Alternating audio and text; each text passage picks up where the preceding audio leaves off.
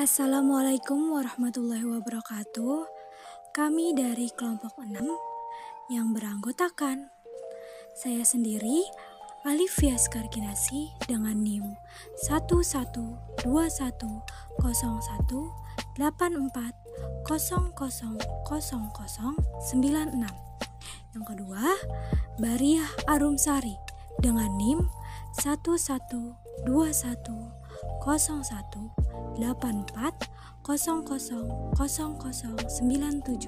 Dan yang ketiga, Putri Haura Taufik dengan NIM 1121018400000102.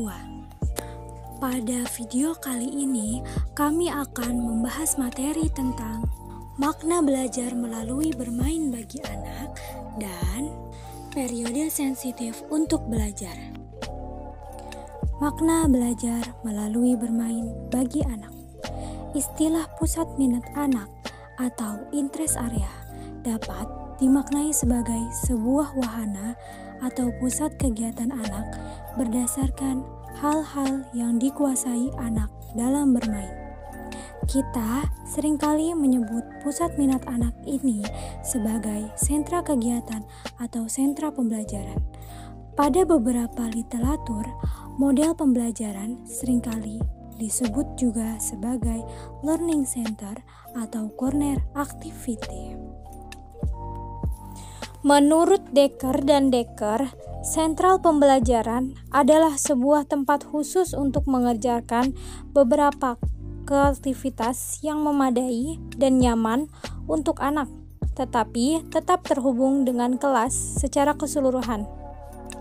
Berdasarkan pendapat tersebut, dapat dideskripsikan bahwa sentra merupakan sebuah wahana atau tempat yang dirancang dengan sedemikian rupa agar anak mendapatkan kesempatan untuk bermain secara lebih fokus dan tetap berada di dalam kelas bersama dengan anak-anak yang lainnya. Menurut Day, sentra pembelajaran dapat diadaptasi sesuai dengan keragaman gaya pembelajaran, tingkat kematangan, dan perbedaan latar belakang pengalaman anak. Oleh karena itu, sentra pembelajaran dapat didesain oleh guru sendiri atau guru bersama dengan anak-anak. Sentra pembelajaran bagi anak usia 3-4 tahun dapat dimanfaatkan sebagai alat untuk mempertemukan kebutuhan anak dalam pembelajaran dan pengembangan keterampilan. Dengan bermain dalam sentra pembelajaran, anak tidak dikelompokkan dalam kategori tertentu. Anak akan berkembang sesuai dengan tingkat otonomi dan keunikan perkembangan mereka sendiri. Dengan demikian, sentra pembelajaran memungkinkan anak berkembang sesuai dengan cara unik mereka sendiri dan tidak dibandingkan berdasarkan pengelompokan tertentu. Selanjutnya, dijelaskan terdapat 2 ciri utama bermain, yaitu 1. Semua aktivitas bermain representasional menciptakan situasi imajiner yang memungkinkan anak untuk menghadapi keinginan-keinginan yang tidak dapat direalisasikan dalam kehidupan nyata. 2. Bermain representasional memuat aturan-aturan berperilaku yang harus diikuti oleh anak untuk dapat menjalankan adegan bermain. Irawati berpendapat bahwa bermain adalah kebutuhan semua anak, terlebih lagi bagi anak-anak yang berada di rentang usia 3 tahun sampai 6 tahun. Bermain adalah suatu kegiatan yang dilakukan anak dengan atau tanpa mempergunakan alat yang menghasilkan pengertian dan memberikan informasi, memberi kesenangan, dan mengembangkan imajinasi anak spontan dan tanpa beban. Pada saat pembelajaran berlangsung, hampir semua aspek perkembangan anak dapat terstimulasi dan berkembang dengan baik, termasuk di dalamnya perkembangan kreativitas. Pernyataan ini sejalan dengan pernyataan Catron dan Allen di tahun 1999 yang mengemukakan bahwa bermain dapat memberi pengaruh secara langsung terhadap semua area perkembangan. Anak-anak dapat mengambil kesempatan untuk belajar tentang dirinya sendiri, orang lain, dan lingkungannya. Selain itu, pembelajaran juga memberikan kebebasan kepada anak untuk berimajinasi, bereksplorasi, dan menciptakan suatu bentuk kreativitas. Anak-anak memiliki motivasi dari dalam dirinya untuk bermain, memadukan sesuatu yang baru dengan apa yang telah diketahuinya. Periode sensitif untuk belajar. Anak dalam tumbuh kembangnya melewati periode sensitif yang merupakan masa awal untuk belajar. Periode dan kesempatan seperti ini tidak datang untuk kedua kalinya. Selama periode sensitif, anak menjadi peka atau mudah terstimulasi oleh aspek-aspek yang berada di lingkungannya. Montessori telah menandai bahwa anak-anak tumbuh dan berkembang melalui sejumlah tahapan berupa tertarikan dan keingintahuan terhadap sesuatu yang disebut sebagai periode sensitif, di mana mereka menjadi bangkit minatnya terhadap aspek-aspek tertentu dalam lingkungannya. Menjadi hal penting bagi pendidik untuk memahami proses ini, karena setiap tahapan memperlihatkan Montessori telah menandai bahwa anak-anak tumbuh dan berkembang melalui sejumlah tahapan berupa tertarikan dan keingintahuan terhadap sesuatu yang disebut sebagai periode sensitif, di mana mereka menjadi bangkit minatnya terhadap aspek-aspek tertentu dalam lingkungannya. Menjadi hal penting bagi pendidik untuk memahami proses ini, karena setiap tahapan memperlihatkan sebuah kesempatan yang menguntungkan yang dapat sangat mempengaruhi perkembangan anak-anak. Diperlukan perencanaan dan seleksi khusus untuk memberikan lingkungan yang sesuai dan dibutuhkan oleh anak-anak. Akurasi dari lingkungannya yang disediakan tidak akan berpengaruh pada proses dan hasil dari perilaku anak-anak, baik secara langsung maupun secara tidak langsung. Sebuah kesempatan yang menguntungkan yang sangat dapat mempengaruhi perkembangan anak-anak. Diperlukan perencanaan dan seleksi khusus untuk memberikan lingkungan yang sesuai dan dibutuhkan oleh anak-anak. Akurasi dari lingkungan yang disediakan tidak akan berpengaruh pada proses ini dan hasil dari perilaku anak-anak, baik secara langsung maupun secara tidak langsung.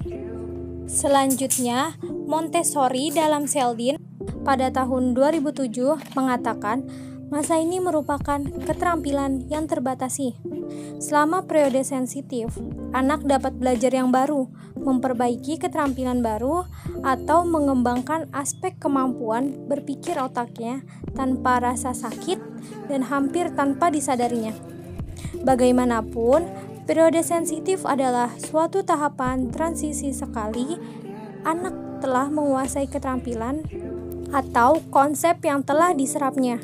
Periode sensitifnya terlihat lenyap, sehingga jika anak tidak diperlihatkan pada pengalaman stimulasi yang benar, kesempatan itu akan hilang begitu saja. Keterampilan masih bisa dipelajari, akan tetapi saat ini memerlukan waktu dan usaha dalam latihan yang benar.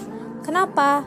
Contohnya seperti saat belajar, satu atau lebih bahasa adalah relatif lebih mudah pada anak di usia 2 hingga 3 tahun jika mereka dalam periode sensitif untuk belajar bahasa, tetapi akan jauh lebih sulit pada kebanyakan kita setelah dewasa. Waktu untuk belajar. Berikan stimulasi yang tepat pada waktu yang tepat pula. Anak mampu belajar dengan tanpa disadarinya. Gambar-gambar periode sensitif dari lahir hingga 6 tahun. Yang pertama yaitu gerakan dari lahir hingga 1 tahun. Gerakan acak bayi menjadi terkoordinasi dan terkontrol, seperti hal belajar, menggenggam, menyentuh, dan lain-lain. Yang kedua yaitu bahasa, dari lahir hingga 6 tahun. Bayi akan mengalami kemajuan dengan mengoceh kata-kata, suku kata, dan akhir kalimat. Yang ketiga yaitu objek kecil, dari 1 hingga 4 tahun. Bayi akan mendekatkan benda kecil ke mukanya sebagai kemajuan koordinasi mata, tangan yang semakin lama menjadi sempurna dan akurat. Yang keempat yaitu urutan, 2 hingga 4 tahun. Pada tahap ini merupakan ciri-ciri dari bayi yang suka terhadap hal-hal yang rutin dan keingintahuan pada konsistensi dan pengulangan. Yang kelima yaitu musik, dari umur 2 hingga 6 tahun. Musik merupakan bagian dari leluasanya setiap hari. Anak menunjukkan keinginan yang spontan dalam intonasi, irama, dan juga melodi. Yang keenam yaitu toilet training, dari 10 bulan hingga 3 tahun. Anak menjadi lebih baik berkembang dan terintegrasi dan belajar mengontrol kantung kecil dan perutnya. Yang ketujuh yaitu kehormatan dan santun, dari umur 2 hingga 6 tahun. Anak akan cinta pada kesopanan dan sikap yang bijaksana yang akan terinternalisasi dalam kepribadiannya, yang jika sudah ditanamkan dari kecil akan menumbuhkan rasa sopan dan santun hingga dewasa. Yang kedelapan yaitu alat indera, dari 2 hingga 6 tahun. Pada usia 2 tahun, anak akan sangat menyukai pengalaman inderanya, merasakan dengan lidahnya, mendengar suara, menyentuh, dan juga mencium aroma. Yang kesembilan yaitu menulis, dari umur 3 hingga 4 tahun. Montessori menemukan bahwa keterampilan menulis mendahului membaca dan dimulai dengan usaha untuk memproduksi huruf-huruf dan angka-angka dengan pensil dan juga kertas. Yang ke-10 yaitu membaca, dari umur 3 hingga 5 tahun. Anak menunjukkan keinginan yang spontan dalam simbol dan suara-suara yang dikeluarkan. Tak lama mereka akan menyuarakan kata-kata yang ada di memori mereka. Yang ke-11 yaitu hubungan spesial, dari umur 4 hingga 6 tahun. Saat pemahaman hubungan, bentuk-bentuk anak sedang berkembang. Ia akan mampu mengerjakan puzzle yang sulit. Dan yang ke-12 yaitu matematika, dari umur 4 hingga 6 tahun. Montessori menemukan cara untuk memberi anak pengalaman nyata tentang matematik pada periode sensitif pada angka dan jumlahan. Jika anak dapat memahami matematik dengan baik, maka akan berpengaruh baik di kedepannya.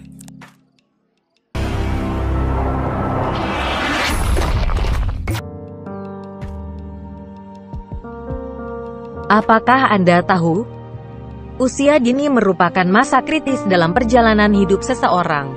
Di 1000 hari pertama kehidupan, yakni 270 hari selama kehamilan dan 730 hari setelah dilahirkan, merupakan periode sensitif, karena dampak yang ditimbulkan bagi si bayi akan bersifat permanen dan tidak dapat dikoreksi lagi. Dampak tersebut tidak hanya akan menimpa pertumbuhan fisiknya saja, tetapi juga pada perkembangan mental dan kecerdasannya, yang kesemuanya itu, pada usia dewasanya kelak, akan terlihat dari ukuran fisik yang tidak optimal, serta kualitas kerja yang tidak kompetitif, yang ujungnya akan berakibat pada rendahnya produktivitasnya. Karenanya, pemahaman orang tua tentang gentingnya tahun-tahun awal kehidupan anak ini sangatlah krusial. Orang tua wajib memiliki keterampilan pengasuhan, stimulasi yang efektif dan praktis, serta komitmen untuk mendorong tumbuh kembang dan perlindungan anak. Kesimpulan di atas tentang memahami makna belajar melalui bermain pada anak usia dini. Kita mengetahui bahwa bermain melalui belajar salah satu sangat yang berpengaruh bagi anak tersebut pada masa-masa periode sensitif untuk belajarnya. Jika pada lembaga atau lingkungan yang memiliki ruangan yang mencukupi, akan menjadikan pembelajaran semua anak senang bermain. Setiap anak tentu saja sangat menikmati permainannya, tanpa terkecuali. Hal ini sangat membantu untuk perkembangan anak tersebut. Sekian video materi pada kali ini, kurang lebihnya mohon maaf. Wabillahi taufik wal hidayah. Wassalamualaikum warahmatullahi wabarakatuh.